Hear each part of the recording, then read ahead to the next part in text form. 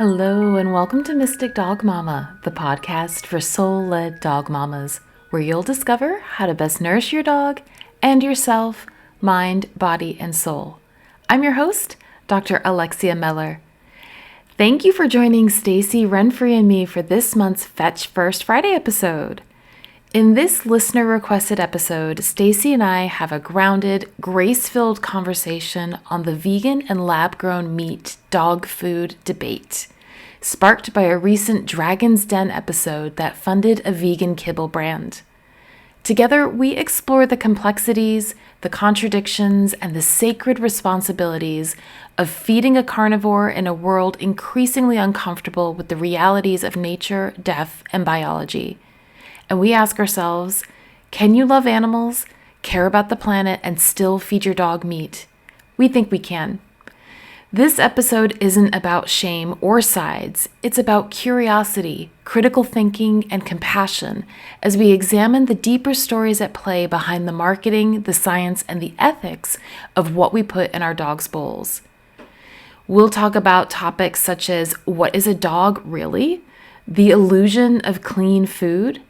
What wasn't said on Dragon's Den, bioavailability and the myth of macronutrient math, technocracy, control, and false saviors, ethics without biology being ideology, resacralizing the bowl, and we'll also touch on insects and ask, is it innovation or industrial illusion? This episode is for you if you've felt torn between your values and your dog's needs. It's also for you if you're curious and maybe confused about vegan, insect, or lab-grown dog food. And it's also for you if you want to feed your dog in a way that feels soulful, science-informed, and spiritually aligned. We're not here to preach, we're here to hold paradox with grace. So on that note, let's go. Hello, and welcome to another Fetch First Friday. Hi, guys, so glad to have you back. Can you believe it's May already? How's that happened? I know. It's insane. I don't know how, but apparently it is. Exactly. If you are new here, I am Dr. Alexia Mellor. And I'm Stacey Renphrey of Hoso Hounds. And we are both of Fetch. And every first Friday of the month on the Mystic Dog Mama podcast, we host Fetch First Friday, where we take a topic and we discuss it either through our Fetch lens, or we talk about a topic that is relevant to Fetch, which is a framework that Stacey and I both developed in our nutrition consultation practices to help pet parents to better nourish their dogs, arguably mind, body, and soul. Yeah, I would say that's a very good description. So I often put it out here on the podcast to you listeners to let me know if there is a particular topic that you would like us to cover on the podcast. And quite a few of you have gotten in touch saying that you would like to have us discuss vegan pet foods, vegan dog foods in particular. And so we decided that we would actually run this through a kind of Fetch lens as a conversation. And so we use Fetch not as a way of coming up with one right answer, but as a way of helping you and helping us to kind of walk through and critically think about issues and essentially to kind of help us become advocates for our dogs so that we can make appropriate decisions that are right for our particular dogs with confidence. So that's what we're going to do today is we're going to take the really, really big topic of vegan dog food and add on to that the issue of lab-grown meat, because that is soon coming out into the UK market. And in particular, a UK vegan dog food company announced that they were going to be using lab-grown meat. So we wanted to pair that together to look at that through the Fetch lens. So that's what we're going to do for you today. And we, per usual, have 15 pages of notes. Yeah, we've got a lot. So if we refer to them, sorry, but we're going to have to because there's a lot to cover. And we've spent hours, haven't we, putting this together in terms of just trying to put together the most cohesive discussion around it that isn't argumentative. It's not about picking sides. It's just about creating a discussion and asking better questions, which is such a integral part of what Fetch is about that curiosity part and asking questions. And we don't necessarily think that the right questions about vegan dog food are being asked. So that's what this discussion is encouraging us to do. So yeah, should we crack on? So we'll give you a bit of an overview of how we're going to approach this, how we started to think about it. And again, if you guys have other questions about vegan dog food or lab-grown meat that you would like us to address that we don't cover in this, definitely get in touch and let us know, and we can do some more episodes on it. But we thought that we would start to kick it off with some of the questions around this came after in the UK on the television program Dragon's Den. There was a company a vegan dog food company that pitched and won, was awarded money from two of the dragons in order to move their product forward. And so there was a lot of controversy around this, and especially in the holistic dog space, there was a lot of back and forth.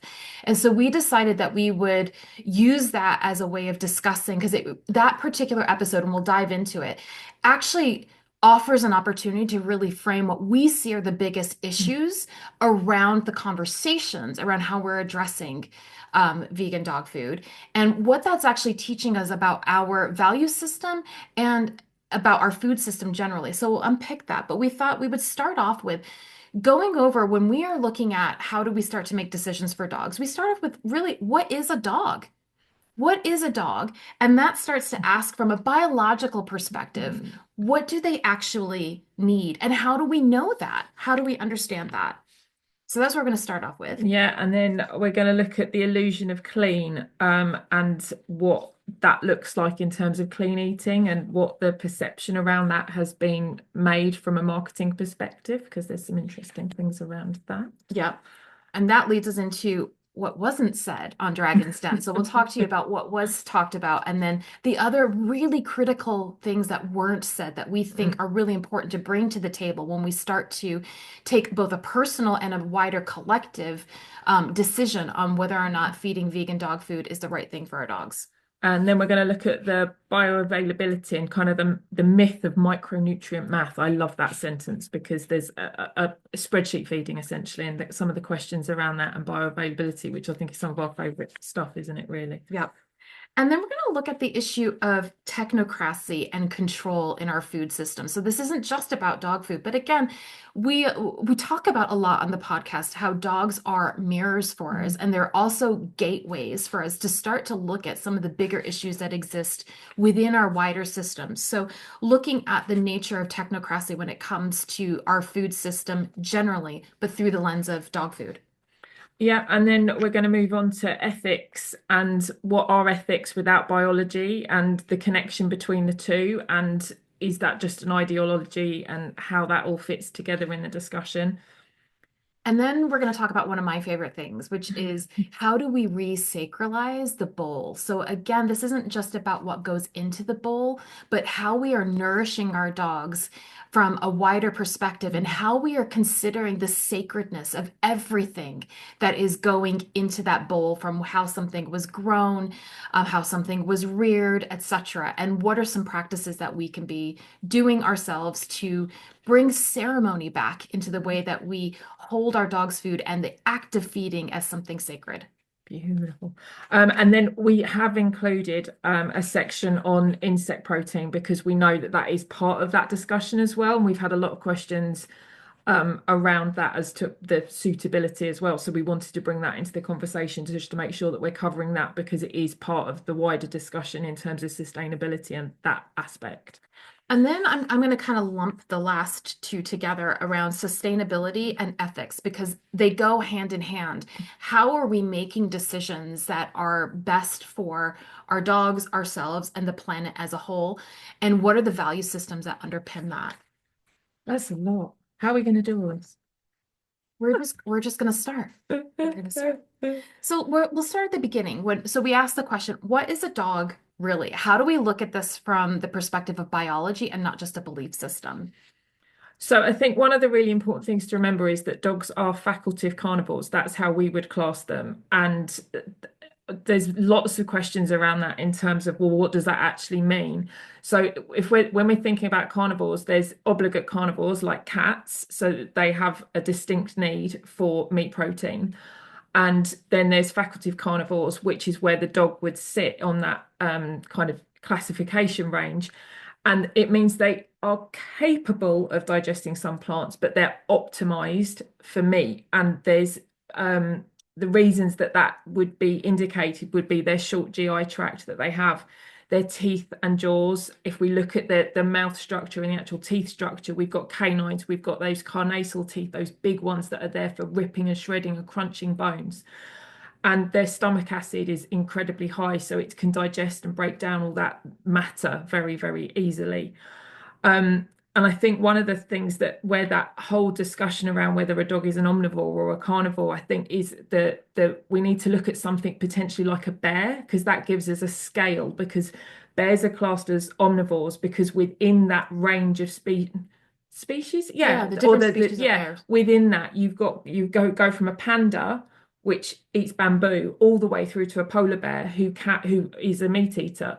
So there's a spectrum, but dogs don't fall within that. They are under the classification of carnivorous, so they are carnivores, and it's just that they have adapted ever so slightly to be able to digest, which we will dive into because there's some studies and stuff later on. But that is essentially the kind of nutshell, that they are facultative carnivores and they are built to eat meat, and that's, at the end of the day, that's kind of it, isn't it? It is, but I think that classification system is important to understand because it's looking at within the range of bears. It's not an individual bear can be a herbivore or have herbivore tendencies or carnivore tendencies, but when you're looking at the class, they are classed as omnivores because within that there is all of the ranges. There isn't within dogs. And the other thing to note too, when we start to look at, so Stacey mentioned about the short GI tract and the teeth. It's also the fact when you look at animals, including ourselves, that are able to process and extract the nutrients, more nutrients from plant-based materials. We think of like us and cows. We also have jaws that move side to side, and we have flat molars in the back. Dogs' jaws are actually hinged, so they only move up and down. We also, like a cow has four stomachs. We have that really long digestive tract. As Stacey was mentioning, dogs have really short ones. Those are all clues, and including the fact that we start our digestive process like herbivores do in the mouth. We have particular enzymes called an enzyme called amylase, which specifically breaks down starches. We have a high amount of that in our saliva, and we start the digestive process there. We're encouraged to chew a lot. That animals that rely on plant matter or can digest a lot of plant matter do that. Whereas dogs, we know that they gulp their food. They do not have salivary amylase. Some reports will say that they have small amounts of it, but it's so small. And some breeds of dogs don't have any. It's not a significant amount to actually begin the digestive process in the mouth. Their digestion starts in their stomach, which is why dogs are notorious for gulping their food and getting it into the stomach as quickly as possible because that's where digestion starts for them. So when we start to put together all of these clues, we can see that yes, dogs might have evolved as they've evolved alongside us to tolerate, and I think that's a key term. Absolutely. They can tolerate small amounts of plant matter and starches, but they don't thrive on it, and that's a distinct difference. So we're going to kind of underpin that throughout this conversation, that it's a difference between being able to tolerate and really doing well with the food and what that means for health. Oh, yes. It's such a big one, isn't it? It is a big one. Yeah. So hold that in the back of your mind as we move forward. And as we move through the next 1,500 pages of notes that we have. But I think, this is a complex topic, not just because of what we're feeding dogs in terms of what it does for their biology. That's a big part of what we're going to be addressing. But I think, many people, when they're deciding, they're making that decision and they might choose to go down the vegan route, either for themselves or for their dogs. And I think it's important to remember that we are framing this conversation that humans have the right to choose. This is not about questioning your particular values. That is completely up to you.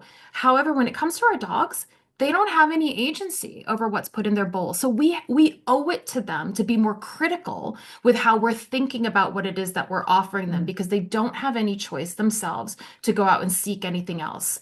So this is not about questioning the ethics of veganism generally. This is about questioning whether or not that is the right thing for our dogs who do not have a choice in the matter of what they're being fed. And I think so many people turn to veganism for their dogs and for themselves from such a good place. right? It's from this place Yeah. of wanting to do right for the planet, wanting to do right for animals that are involved in the industrial food production system, wanting to do right for their dog. And it often seems like this going the vegan route is the quote unquote clean Yeah. route. And I think that really needs to be brought under scrutiny. And it's something that we talk about a lot between one another, amongst ourselves, but also like, what does it mean that we are so disconnected from our food systems and so disconnected from the cycle of life that we believe that there is a way of eating that doesn't involve some form of death. And it's just not true. Yeah, and I think with any food production, there's going to be death, whether that is the soil being turned over and that's birds and it's worms and it's caterpillars or it's the hedgerow animals that might get caught up. There's always going to be some element of death The or death of the that, plant. yeah, and there's so much discussion around it being sentient beings. We have, and that's the problem potentially, but we haven't moved that over to the fact that there is death involved in every type of food production, whatever that is. And it's our perception of whether those animals are thinking, feeling, and how that relates as well. I think that's part of the discussion that doesn't get had in terms of the plant-based stuff, I suppose, isn't Right. it? Yeah. Right, exactly. And even this notion of clean for the environment, with the push towards things, and that we can leave some really great resources for you in the show notes, like for example the great plant-based con, the book that Jane Buxton Reese wrote, where we start to look at actually the environmental impact of monocrops, what that's doing. So this idea that even from a sustainability environmental perspective that we are doing better by choosing plant-based foods, that's really brought into question as well. So when we're starting to look at ethics, we recognize this is really Yeah. complex. But again, we would offer the kind of alternative perspective too when we're thinking about ethics from this desire to not want to kill something. Are we actually disassociating ourselves even further from the systems? And what does that mean to have compassion for the farm animals, but not having compassion for the animal that we're feeding in front of us that requires meat to thrive? Yeah. It's a bigger question. We get that it's complex, but it's a question that needs to be raised. Yeah, and it isn't part of the current discussion, I don't think, because it's become very you're kind of pro or you're not, and there's some kind of middle ground that needs to have that discussion to bridge those discussions, isn't Yeah. it? About bringing both sides and asking kind of the next level up questions rather than it just being about, we need to eat, they need to eat a vegan diet for the planet, but what's suitable for them. But actually, let's go up and ask the next level questions because the impact on the planet is very different because of those questions. And that's Yeah. where we need to kind of get better, I think. Yeah, Yeah. and I think that's too where, generally with Mystic Dog Mama, I talk about the nourishing of mind, body, and soul. And I talk about in my personal practice of canine nutrition about bringing the sacred, the soul, into the science of nutrition. And I think this is a space actually that really benefits from doing that, where we start to look at the underpinning values and where are they coming from and how do we honor. So it becomes a question of recognizing the sacred in all of life and that life and death are intertwined. And so then other questions are asked out of that of what does that then mean? Can I honor the animal that's given its life for my dog? Can I honor the plant that has given its life for my dog? Can I honor the insects that have given their lives for my dog Yeah. instead of trying to avoid it? And so when we take that perspective of reigniting, reconnecting to the sacred, how does that offer us different choice points rather than it being about how do I avoid death? How do I incorporate a more nuanced and integrated relationship with death? And that then puts us in a position of being more integrated into the wider food systems and the wider web of life, which I would argue we're being called to do now more than ever with the various crises that we're experiencing. Yeah, it's so, and it is. And I think when it's become a question about feeding from a place of choice because what's better for the planet versus what's better for the dog. But we need to have the discussion about why we're making those choices, and we're not understanding that. And I think that leads on to what wasn't said Right. on Dragon's Den, doesn't it, in terms of the discussions that weren't had. So it was a very slick pitch, I think, wasn't it? I think Do you want to give a bit of background for people who don't know what was pitched? Get so excited. So there was a vegan dog food brand that had gone on, and if it's similar to Shark Tank in America for those that are watching over in the US. So they go and pitch their idea to the dragons, and then the dragons either invest or they don't, or they get a various different, they might get one or two. And they went to pitch to get further investment in the business to broaden the range of customers for them and just kind of get on a bigger scale. And I can't remember how much they were asking for, but it was a sum of money to help with the marketing and all the other aspects that comes with growing a brand like that.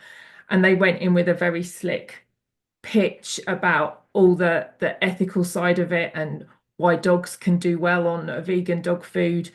And they went in and they just kind of sold it, and you could see why it was, you know, like the dragons were intrigued by it because they gave a lot of information, but so much was missing, wasn't it? I think that was for us, that's what the problem was. There was so much information missing. They were talking about the numbers, they were talking about the kind of general movement within the human food population to move towards a plant-based diet because of the kind of potential for environmental well-being, but no questions around what a dog actually needs or kind of will thrive on, were ever asked, were there? Right. They eat from the dragons or presented from the company to the dragons about why this is such a superior product over a meat product and why a dog would do well on it. They didn't cover that. And even though one of the people who was presenting, one of the founders of the company, is a vet, there was no real discussion about species appropriateness,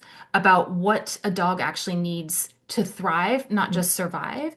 And I think one of the massive things that was missing for us was the fact that they were pitching a vegan kibble. And as we know, as we've had conversations on the podcast before, kibble is an ultra-processed food. And we know from researchers like Chris Van Toleken about the detrimental health impacts that ultra-processed foods are having on the human population and on the dog population. And ostensibly what was being pitched was a substitute for meat-based kibbles, right? So you're taking one UPF and replacing it with another one. And there was no conversation about the research that's coming out about the detrimental health impacts of UPF on all of us. And I think that was a crucial thing that was really missing, that wasn't picked up on by the dragons. Again, this was just about a business conversation. There wasn't a health conversation.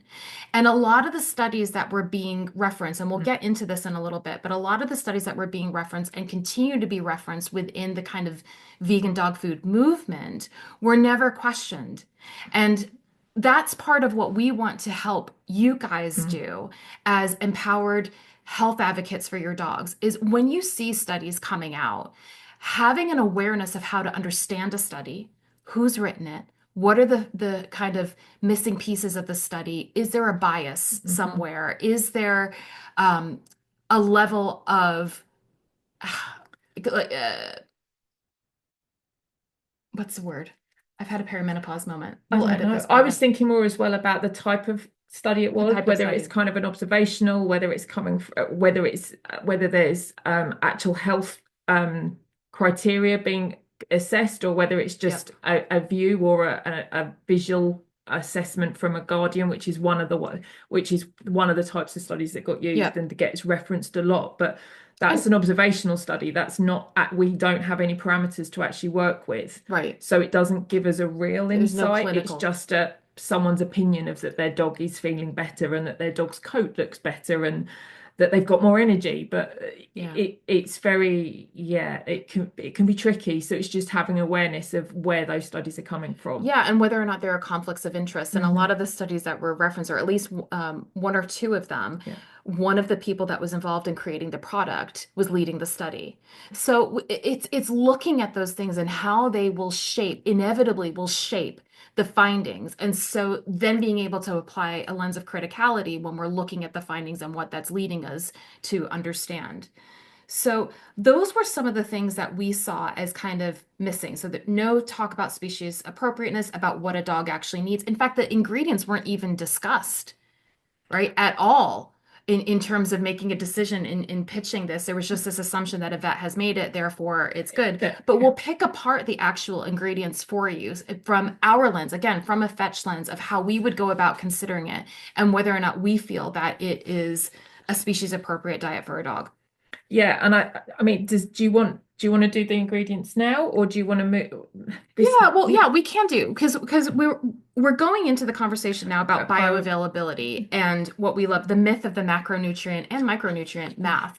There is so much emphasis, and I think it is worth repeating here that when we are looking at things like the AFCO and FEDF guidelines and the NRC, the National Research Council in the US, these are kind of, for lack of a better term, they're not really governing bodies, but they set standards for how commercial pet foods need to meet nutritional requirements in order to be considered quote unquote complete and balanced, which is a marketing thing, right? So AFCO has traditionally been the kind of lead within this, and that's the American Association of Feed, not even food, feed control operators, officials.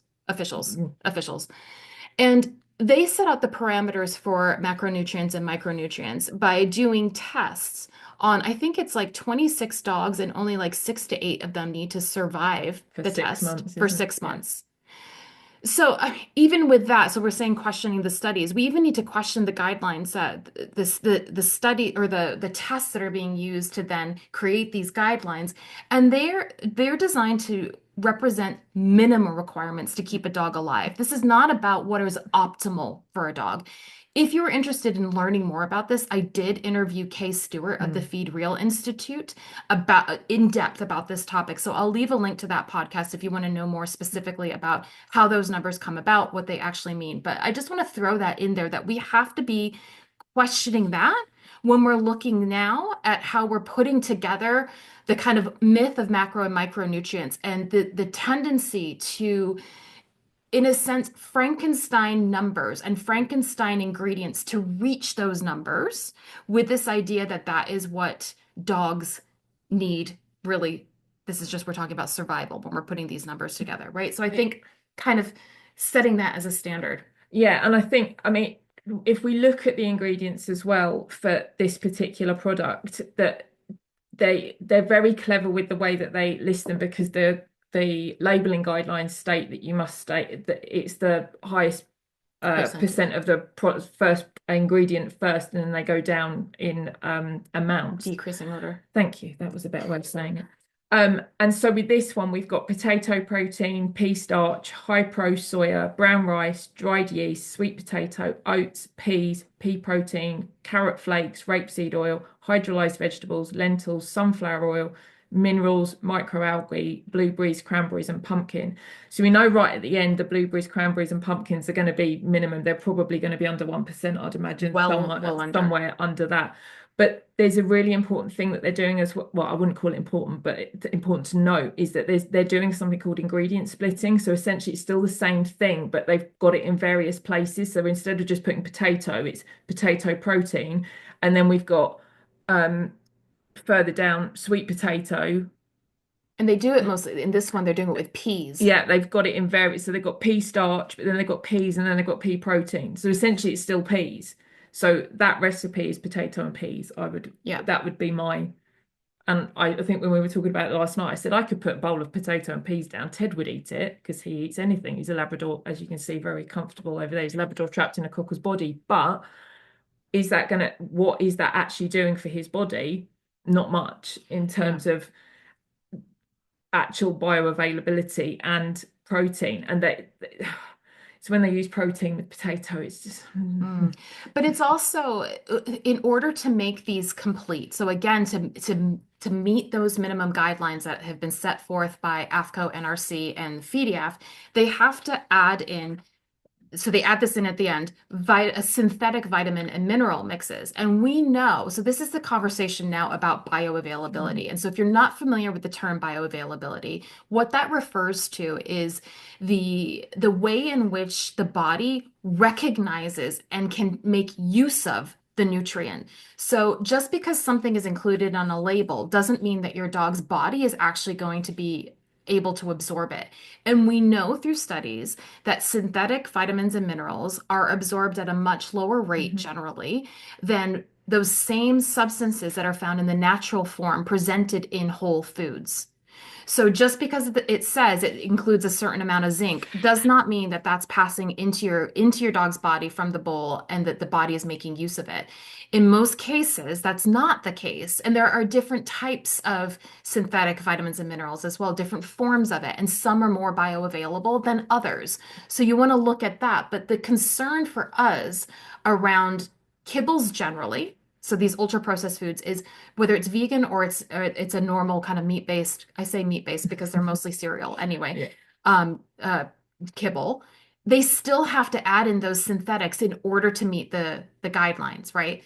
It gets even more concerning when we're talking about vegan foods because many of the vitamins and minerals and amino acids that are required for a dog come in the form the most bioavailable form comes from meat-based products, animal-based products. So that means they have to be added in a synthetic form for these kibbles, and the synthetic form is less bioavailable for in most cases. And this particular one, so there was a study that I found during a course that I was doing that was about plant proteins and that they're commonly deficient in at least one or more of the essential. Excuse me one moment. Just head off, Bubs.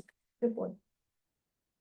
There we go. Yeah, the plant proteins are commonly deficient in at least one or more essential amino acid. So they're having to add that in, and they've actually got that on the list of ingredients that they're adding that in as a synthetic amino acid, but they state on the packaging that and state in the marketing that dogs can thrive on a plant-based diet, but they couldn't just survive on the potato or the pea because they're having to add something in because they know there's something missing. So there's a little bit of a kind of rub in that conversation because they're saying that they could survive on it, but actually they can't because they're having to add something in because they know it isn't complete. And that isn't, well, it's questionable, shall we say. Sorry, Ted's come to join us. He's very upset. He's saying don't be vegan.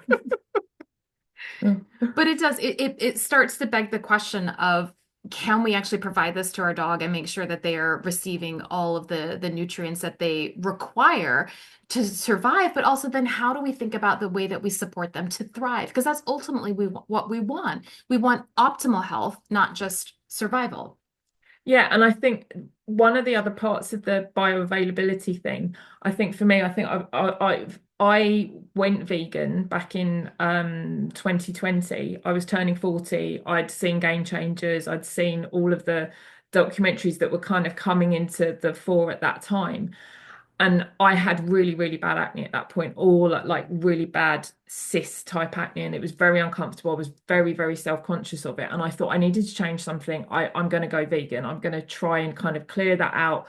My belief was that it was the milk, that it was meat that was potentially inflaming my body somewhere that was creating the problems.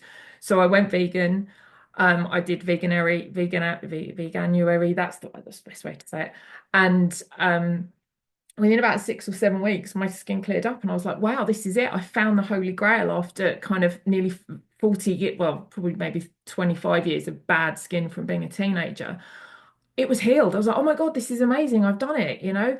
And so for the next 2 years, I was dedicated vegan. I was absolutely committed to it because it had cleared up my skin. I still carried on feeding Ted raw though. I will say that. I didn't ever switch. My veganism was my choice for me. It wasn't for him.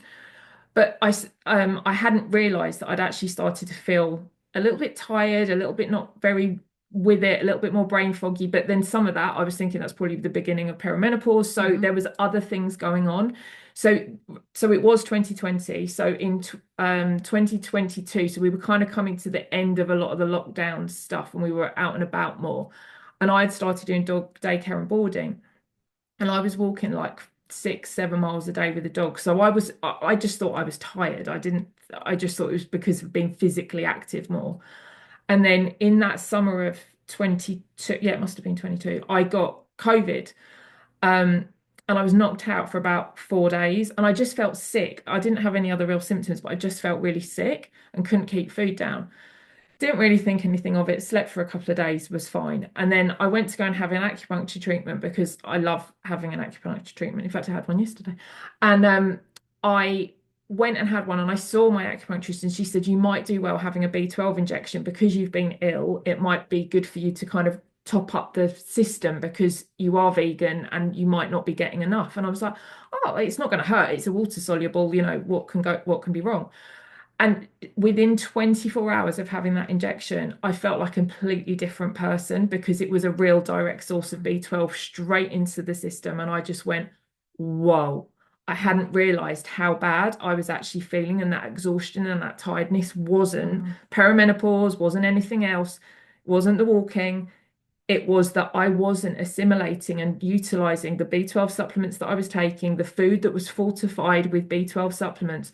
It wasn't doing what my body needed it to do. So it very rapidly opened my eyes to the fact that potentially I needed to go back onto meat-based products. And I have since done that and feel so much better for it. But I was able to advocate for myself in that moment. I was able to go, actually, do you know what? I don't feel great doing this. I'm going to look at alternatives and switching myself back and adding those products back in.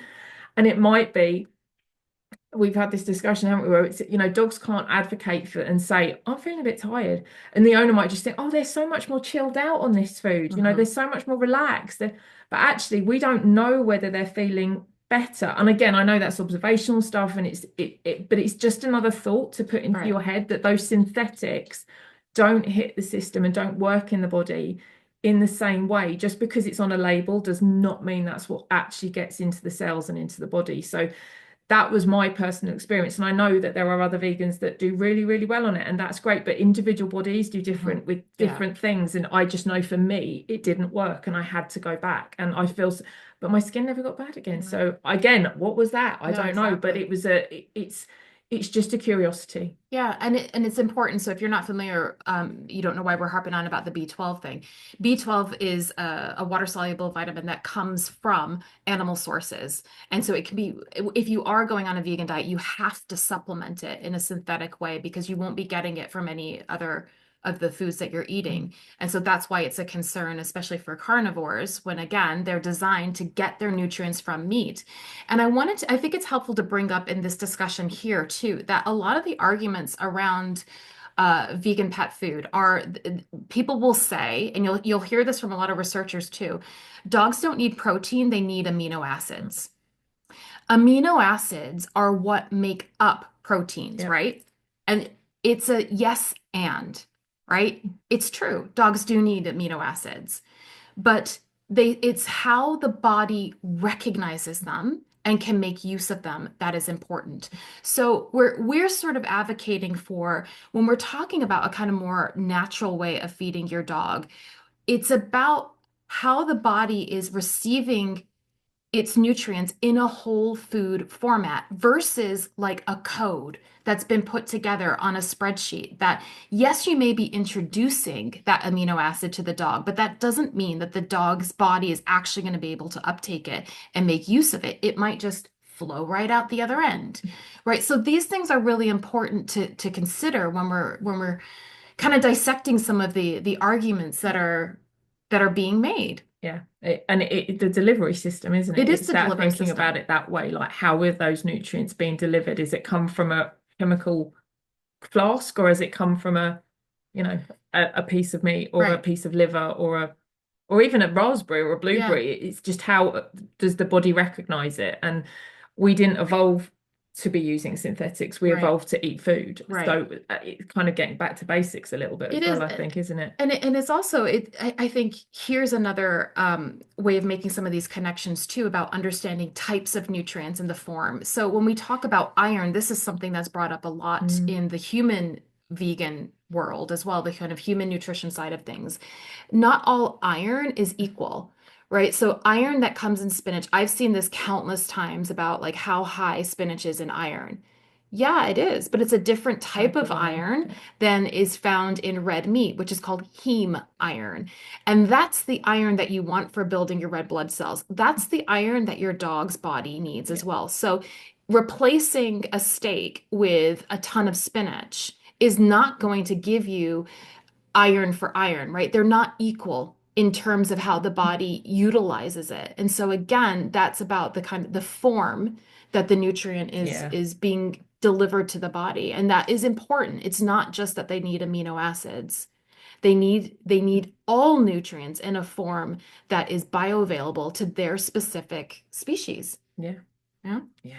It's such a huge topic, that bit, isn't it? The bioavailability. You could go on, we could probably do about another 2 episodes on it, but I think that's enough to kind of get those questions going in terms of delivery systems and what a dog actually needs and how we absorb things and how they absorb things. And again, you could, because you could end up going down the rabbit hole about UPF and inflammation and then absorption issues and stuff, but that's another episode, I think, isn't it? Yeah, no, exactly. Exactly. And just sort of one last note on the plant protein thing too, where you had talked about they're not complete proteins. So if there is an amino acid that's missing, it means that the body can't properly make use of the one that has been delivered, right? Yeah. So it's putting all of those puzzle pieces together when you're starting to evaluate, is this the right thing for feeding our dogs? And I think somebody who's really good to look at for this is Diana Rogers, Yeah. who's a registered nurse, I think, is a registered dietitian, Yeah. who has the website Sustainable Dish. And she talks a lot about regenerative farming, but she also talks about some of these issues around nutrient density and the difference between the amount of protein and the types of protein that are in something like kidney beans versus a steak, etc. So if you're interested in learning more about this, she's a really great resource, and we can link her in the show notes as well. But part of so we're going to kind of go on to the sort of technocracy side of things, because we're saying that these foods are inviting another question too about the sort of systems that are at play when we're talking about food production. And just to preface it as well, we are not saying that the current food systems are good by any means. I think there's a massive problem with industrialized farming generally, whether that be from an environmental perspective, whether that be from an ethical perspective, etc., supply chains, all like there's so many problems with it. So this isn't advocating for the existing system. This is an invitation to look at, instead of replicating the existing system with another version of it that's just quote unquote plant-based, how is this actually an invitation to really kind of question what it means to have a technocratic food system, which means that we are handing over food production to companies, right? Where things become patentable. What does that do in terms of our increasing the disconnect that we already have from nature, and who owns the food systems? I think those are really important questions that were not brought up if we're going back to the Dragon's Den episode. None of that was brought up and critically addressed within that episode of what it means moving forward with these types of food production. Yeah, and all of those food production systems, whether it is for plant-based or whether it's meat, have just detached us so much from the soil, the sun, and the kind of ecology and the environmental part of it, that even the plant-based crops, and that, as we were talking about earlier, the monocrops, that leads to such soil degradation and so many issues within that. It's part of a much bigger problem, and we can't just swap one problem for another problem, which is essentially what this is doing, isn't it? It's just moving it along, but because it's a plant, it's okay. But actually, no, it's still having such a detrimental effect. And again, it goes back to the whole thing about there's still death involved with that. There's still other processes that are happening that are still doing damage to the earth, and those aren't being discussed. It's just that is the alternative. But hang on a minute, there is more to that. It's not as simple. No, it's not as simple. And I think, the lab grown meat is like the next step along those lines too, of us trying to remove ourselves from the life-death process. But even from a kind of climate perspective, and for those of you that don't know, that my background is actually in using participatory art and design to look at engaging people around issues of climate change. So I'm well versed in this, and I'm well aware of like the complexity of this issue. And there isn't one particular solution. I also deeply understand the desire and the emotion that people have around how do we fix this. But because it is a wicked problem, which means that there is no one solution. And when you try to attack it from one side of things, you're going to create other problems. We have to be cognizant of the wider problems that that is Yeah. going to create. And so even something like lab-grown meat, it brings its own set of ethics in terms of what does it mean to grow this? Is this natural? Like what does natural even mean in this context? But even from an energy Yeah. perspective, the amount of energy that is needed. So people will say, well, you're not growing things on land, so you're using less water, but you're then having to use an incredible amount of energy to power these Yeah. things. And that needs a natural resource as well to create that. And so it's complex. And so I would argue that this attempt to kind of what we would say in the States, like band-aid solution, putting a plaster on something to try to fix it isn't the way to go. We're being invited to ask these bigger questions, and I think it begs those bigger questions. Yeah, 100%. And we can't just keep, swapping one for another, because it's a bit like we would say with any of the health conditions that we end up dealing in, the skin GI issues. It's more complex when we're not dealing with the root of the problem and the fact that there's an underlying issue. And within the dog, it's their microbiome ecosystem, and then we're looking out at the wider ecosystems, and that they're all connected. They're all part of the same thing, that same spider web of life. And by trying to silo one into one area and then another into another, it just doesn't work, and then it causes the collapse, which is kind of where we're at now, really, isn't it? And all those questions around how do we actually change it. I think there's a lot of good happening, though, I think, in terms of regenerative farming and things. So there are things shifting, but there seems to be much more coming from the company and the IP side of stuff, doesn't it? And kind of what can be patentable, where can the profit be made? Yeah, and the argument can be made that that is just another version of industrialized farming, right? And so it will have its own set of problems that stem from that as well. So that's kind of some of the criticality around what it means to go down a technocratic food route rather than reclaiming, regenerating our relationship to nature and the land and all that good stuff. Yeah, and another great resource is Jane Buxton, who wrote the Great Plant-Based as a book.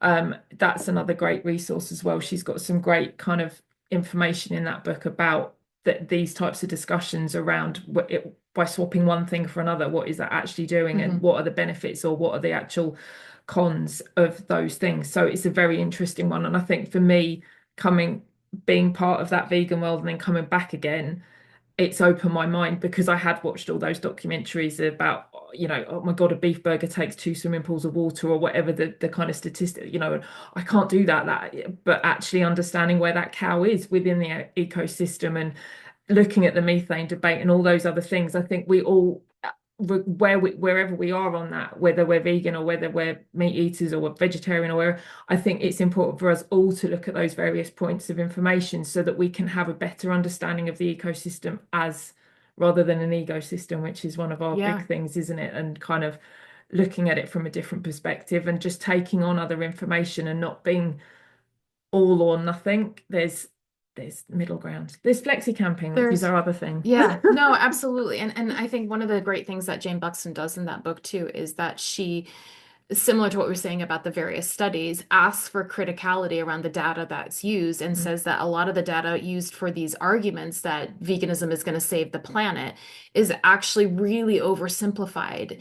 And like I said, this isn't a simple question or a simple solution. We have to look at it with a different lens. And so if you're interested in that, we'll leave the resource for that too.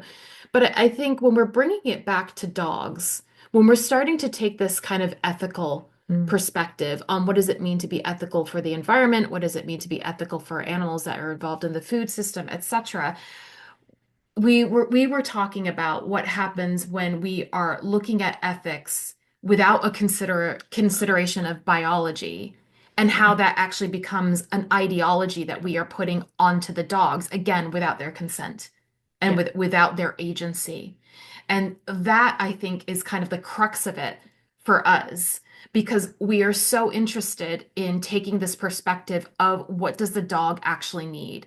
We do this with our individual clients. It's always about what does this individual dog need and evaluate from that perspective and not having it be about what do I think something, what this should look like, but actually what is the dog showing us that they Yeah. need? Yeah, and much like the fact that I continued to feed Ted Right. a raw diet whilst I was vegan, because I my belief was I needed to honor the fact that look, he's prime position there as well, to honor the fact that he is a carnivore and that he needs meat in his diet, and that is what he needs to survive and to thrive, Yeah. being the optimum of giving him those nutrients through a form that I know his body is well built to and designed to be able to utilize. So that was my choice. And we understand that veganism is really deeply rooted in compassion for the animals and for the earth and for all of those things. But we would also add in and question that compassion needs to be for this carnivore that is living with us. And I would say it's the same for cats as well,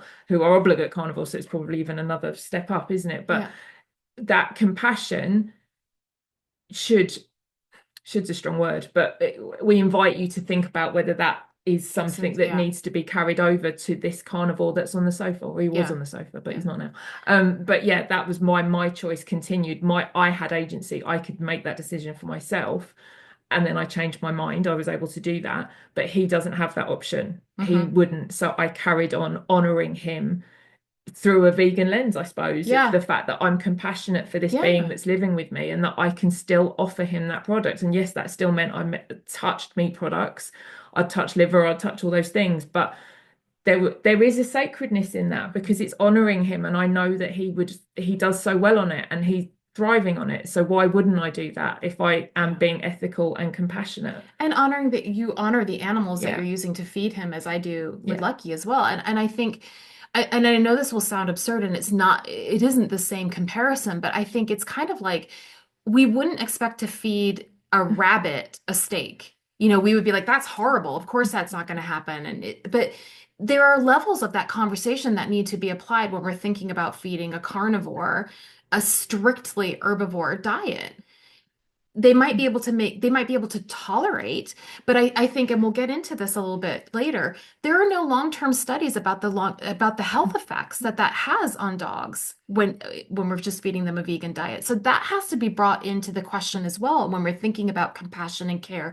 Do we actually know that they're going to do well on this? We don't. We absolutely don't. And I think that it really is inviting this deeper questioning of what are the value systems that we are using to choose, knowing that we are the ones that have the choice and they don't. Yeah.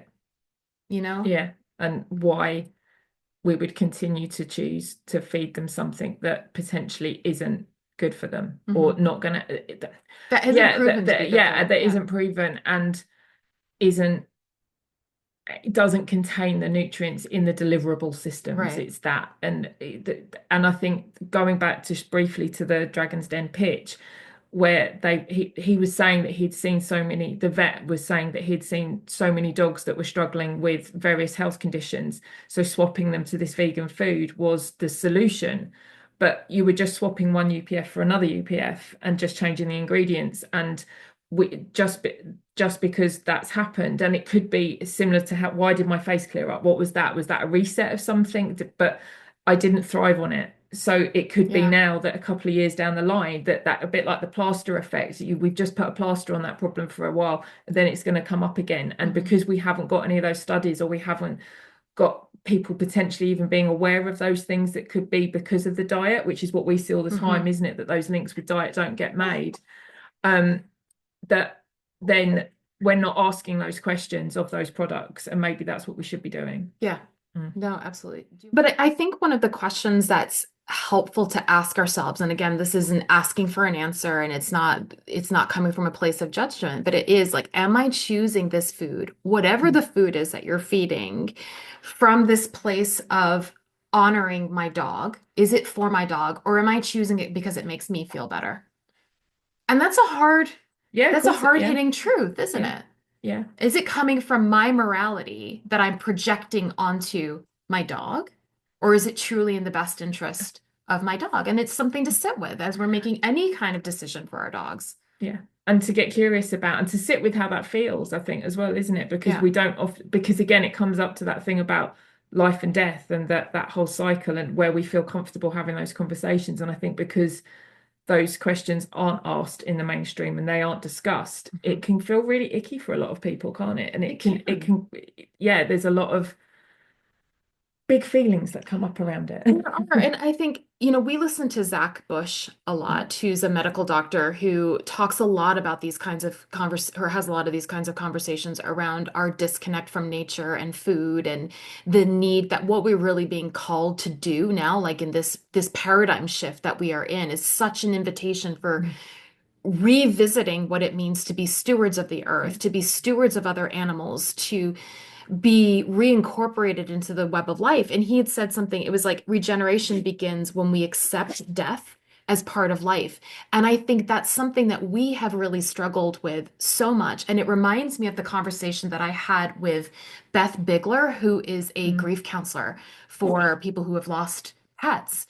And she was talking about how in our culture in the West, she was primarily talking about American culture, but I will extend it to a lot of the West, that she said the only thing that we are comfortable with losing is weight. And that hit me like, holy cow, is that like a truth bomb? And I think you see that ripple of our discomfort of losing things, losing life, right? And being we choose to be disconnected because it's too hard for us to grieve. We don't know how to grieve. And I think that, again, is something that's underlying this decision about what we feed our dogs and what we are comfortable with versus what they actually need. And so asking ourselves, what am I afraid of?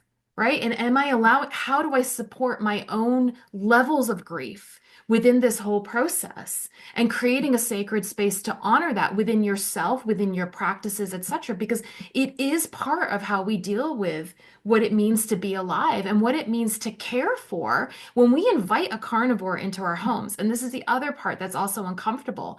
If we are too uncomfortable to feed them what they need to thrive, we have to ask ourselves, is our home the right place for them? And that's a tough one to have to face. It's a big question, but it's one that doesn't get asked, does it? It's not brought into the discussion. And knowing that if we are going to honor the fact that they're carnivores, we have to honor the fact that they need meat in their diet. And if that doesn't resonate and doesn't feel right for you, then that potentially has to be a question about whether that's the right decision for you and that dog, so that you both honoring what feels right for you and what is right for them, essentially, I suppose, at the end of the day, isn't it? Yeah.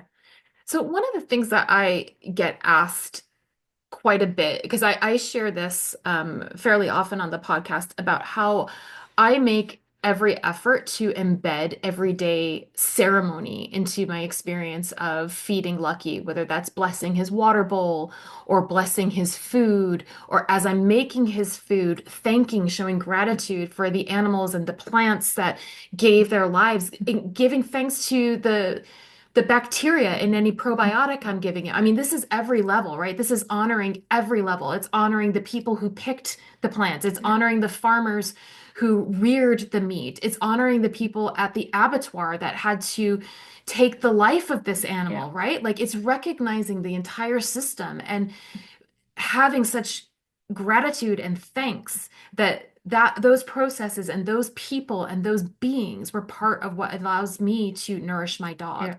And I think that is part of the conversation of how we work through this, and we reconnect ourselves to these systems, and we honor the grief and we honor the difficult aspects of being part of that web of life that inevitably involves death. And we re-sacralize the entire system, and we re-sacralize that bowl. And unsterilize it, isn't it? It's that, because it has become so sterilized. We go to the supermarket, we pick up some chicken and it's wrapped in a plastic wrapper, and beef burgers, and that it's all just so sterile and clean, and we're so disconnected from the fact, where did that come from?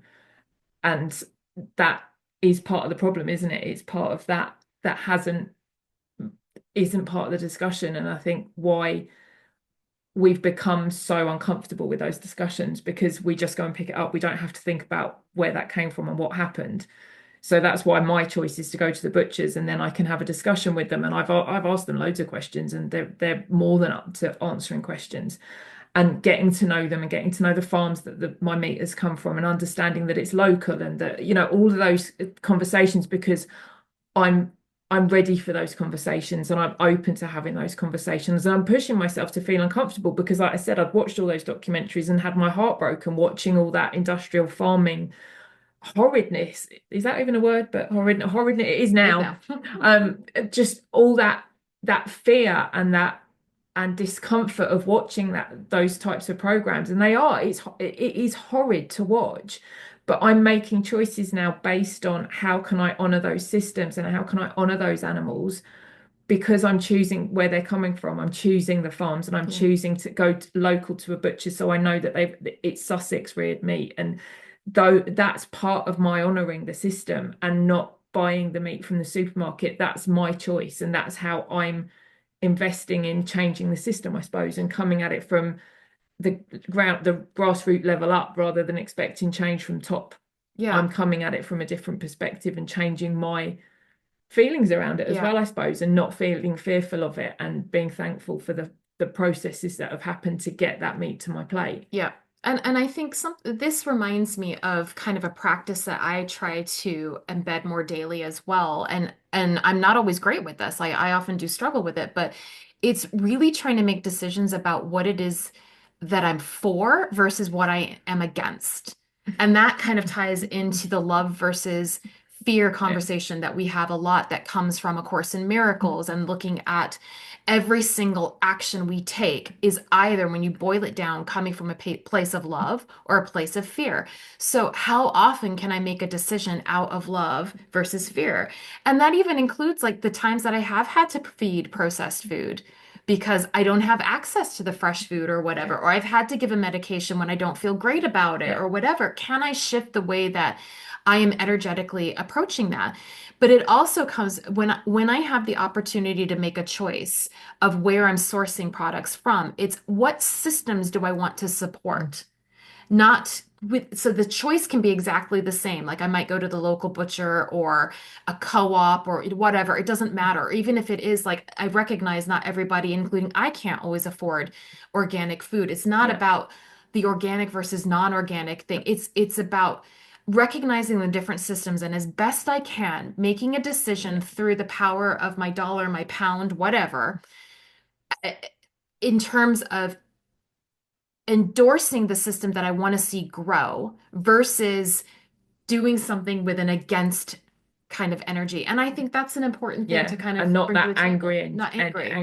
anger energy. It's coming at it from I feel comfortable and I feel really good about this choice that I'm making because I'm supporting a local farm, or I'm doing, whatever it is. And the meat that I buy isn't necessarily organic, but I know that it's local and I know that they're smaller farms and it's not the industrial. So that's still a step for me because I get it. Organic meat is ridiculously priced and I understand why, because of the processes that they have to go through.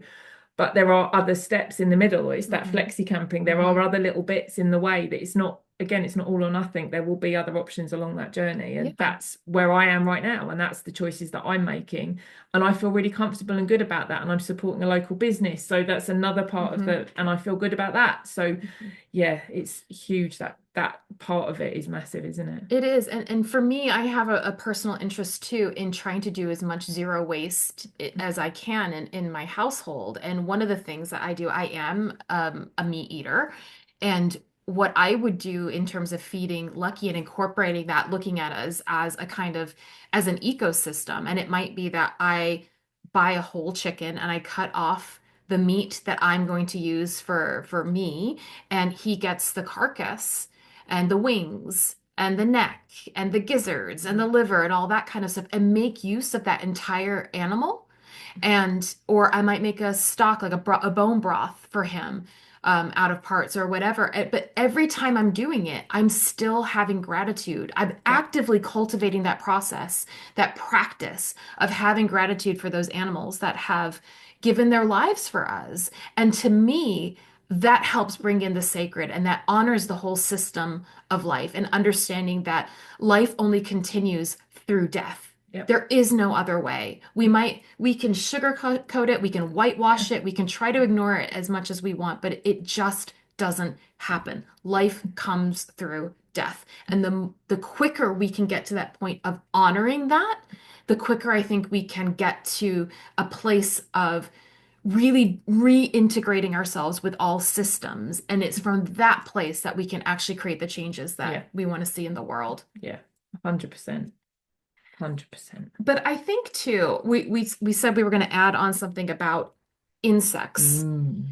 Because I was actually asked this question specifically the other week by somebody, what's my take from a canine nutrition perspective on insects and insect protein as the future? I will start by saying that we do not have, in my opinion, enough research, long-term research especially, to know the long-term health impacts on dogs. So I don't have enough to comment on it from that standpoint. But in terms of, again, the kind of question that we were looking at with ingredient splitting and the kind of coding of nutrients versus whole food nutrients, it's the same sort of thing. And also it's industrially produced. And do we value insects less than we value? Is it more comfortable for us to harvest and kill insects because it's not an animal with a cute fuzzy face kind of thing? Like, that's on us to kind of to reckon with, but it's still not something that our dogs would seek out in the wild. They'll eat some insects for sure, they will. But in terms of their primary diet, and to create an ultra processed food, so again, we're swapping one ultra processed food for another. We know that ultra processed foods are not good for us or our dogs. It's not a solution, in my opinion. No, What's your take on it? I think it's the same. And I think because we still don't understand how those insect proteins will behave and the bioavailability within the body, we've got no long-term studies on them. So it's still an experiment, isn't it? It's still not kind of any real substance to that conversation because there isn't enough information, and it's not a protein source that they would naturally, like you said, they would eat, they will eat a few, I'd imagine, particularly if they were out in the wild, and Ted doesn't mind a fly every now and then, but it's not a choice that they would go to. And again, the volume that needs to be killed to make that is huge. And again, it is just swapping one thing for another, and it's more palatable potentially for us as humans that it's an insect rather than a cow. But again, you're right, that's on us and our perception of these beings and their value, I suppose, in terms of whether their life is worth less or more, and how that feels for us, and the current narrative that there is around such a plant-based approach, and it is the savior of the planet. But we need to maybe unpick some of those questions and just ask different questions about those protein sources, I think, isn't it? Yeah, and it's the same kind of question as we were looking at with not only the vegan foods, the plant-based ones, but the lab-grown meat. We're still becoming reliant upon a technocratic approach to food and a monoculture approach to food. And those systems are still linked in with the insect harvesting system. Like, they're being fed the grains that are coming from the existing industrialized cattle system, right? So it's not actually getting rid of the systems that we don't like. It's just adding another extension of it. And the space and the energy that's needed to create that product is still enormous in terms of energy use and land use.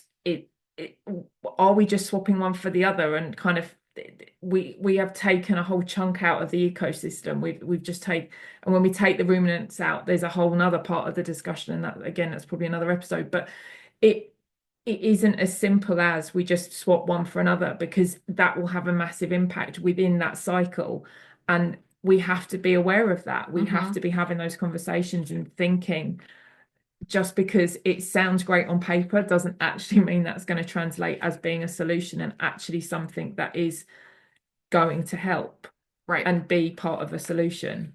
It's tricky, but I mean, for me, it's a no, just because we don't have enough information. And I think even Carol from Pet Biome has said that there's not enough of that research from the microbiome perspective to see what impact that has on the microbiome yet either. So there's so many unknowns around it. So just because a dog can tolerate it, is that the right decision when ideally we're, well, not even ideally, but we're looking for dogs to thrive, not just survive. And if we're just filling them with things that plug a gap somewhere or tick a sheet in terms of sustainability, again, is that the right choice?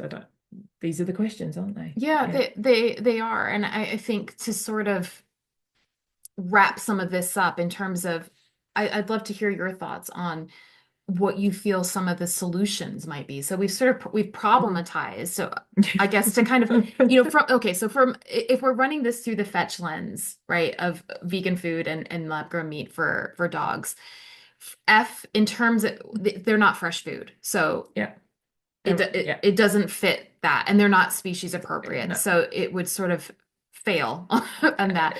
And we'd have to look at the energetics as well of the kind of combinations of those food and how that's supporting any particular dog. Yeah. I understand why some people might want to go with some of these routes from a targeted perspective in terms of they're trying a novel protein or something like that. But again, if it's not a fresh food and it's not bioavailable, it might quote unquote solve your problem for a short period of time, like the hypoallergenic foods might for a short period of time. But until you reach the root cause of your dog's issue, it will flare up again. But I think the thing that vegan food and the lab grown meat food and the insect kibble really provides for us is diving into the curiosity. Yeah, and the questions, and how do we dig deeper, and what questions do we ask? Because the questions that, well, they didn't get asked, did they? Particularly in the pitch, the questions didn't get asked, and that's what that curiosity part for us is about. It's about how do we dive deeper? How do we ask those questions? What are those questions?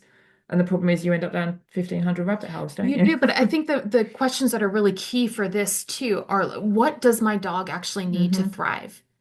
What does he or she actually need to thrive? Am I imposing my personal ethics upon this decision?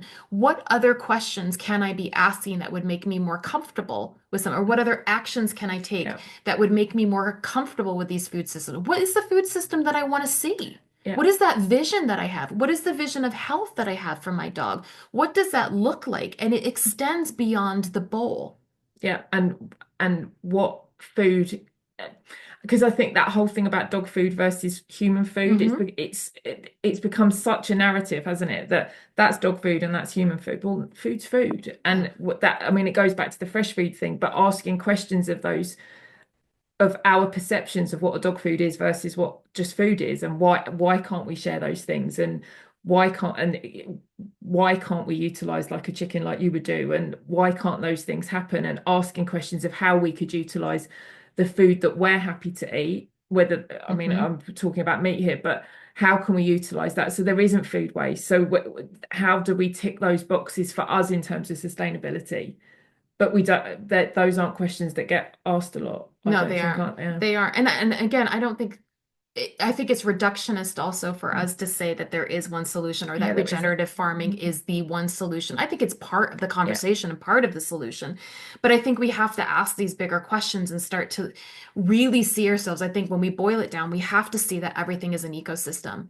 And everything is playing a part in the ecosystem. And we said this about the parasites too. If you've not listened to that conversation that we had last month for F.E.T.C.H First Friday about looking at the role of parasites within the wider ecosystem as well. What if we were to wipe out all the fleas and ticks? What are the birds going to eat? Right? There's a knock-on effect, and I think it's a real invitation for us to question, where are we consistently reductionist in our way of thinking about trying to solve these bigger problems, and actually can we step a layer deeper and ask some of those values-based questions that are hard. I mean, they are hard to ask and they're hard to answer, but they are the important ones. How do we sit with our grief?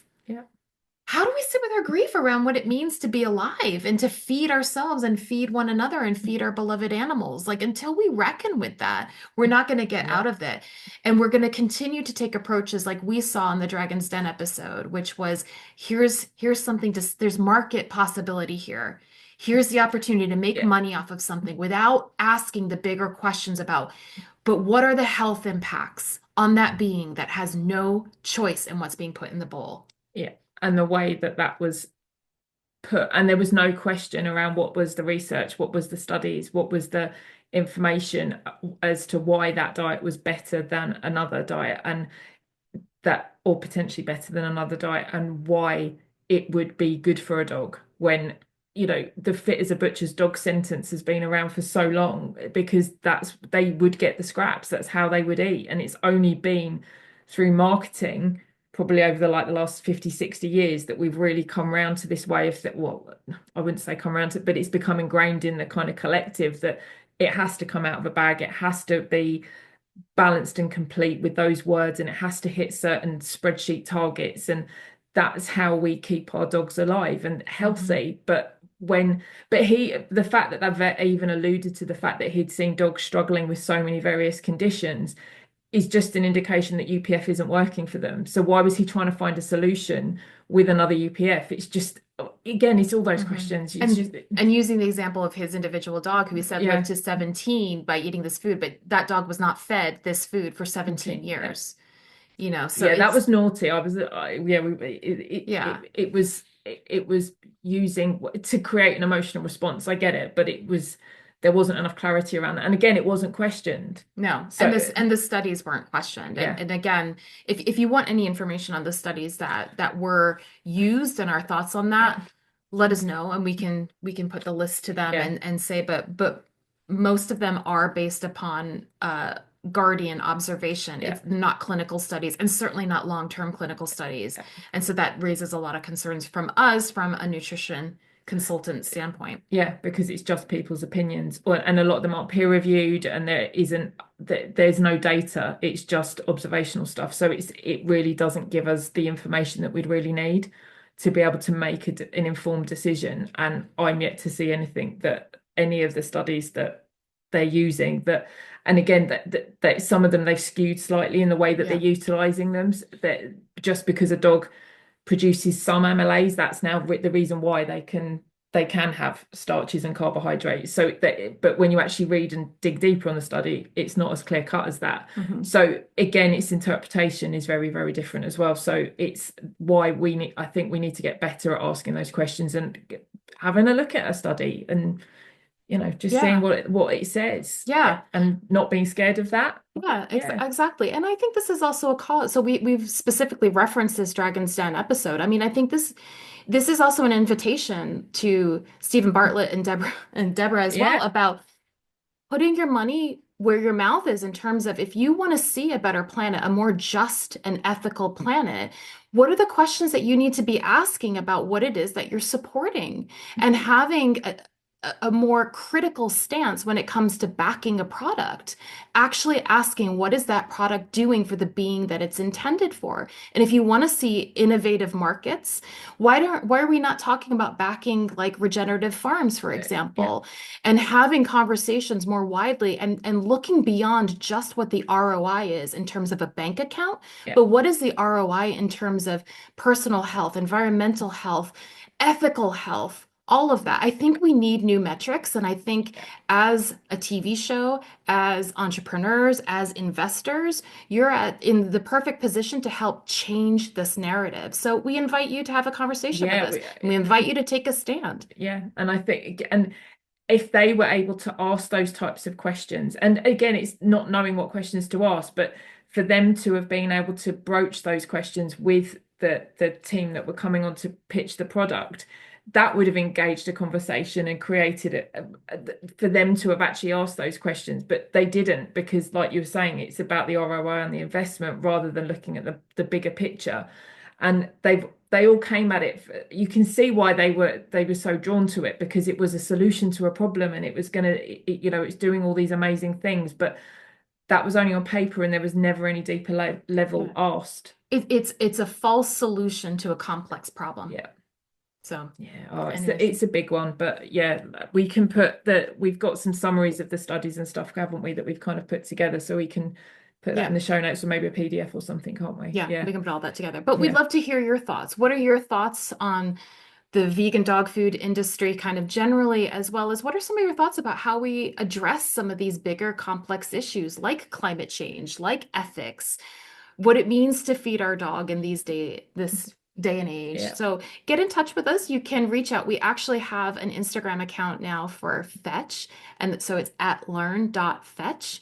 You can also come to our website for our free resources. We have it is up and running. It's learnfetch.com, and we have a number of PDFs there for you to help you look at taking various steps into the direction of fresh food feeding, understanding the energetics of your dog, asking some of these harder questions around how you figure out something like parasite prevention for your dog, and even doing some practices like energy healing for your dog. So there's a bunch of free resources, and you can jump on our newsletter as well, where you'll get up-to-date information from Fetch HQ about all things that are up and coming, and we've got loads of exciting things for you. If you can see in that mirror reflection, that's just a few of the ideas and things that are coming together. It's carnage here, but great carnage. It's really, really it's wonderful. good. So thank you so much for joining us, and we look forward to seeing you next month for our next episode. Take care. Bye. Thank you so much for joining us. We'd love to hear your thoughts about this topic. Send us a DM at learn.fetch and let us know what your takeaways are, and also let us know how you're feeling about this subject or other questions you have about it.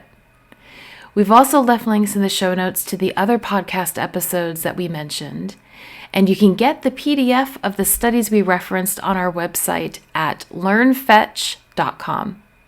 Let's keep the conversation going.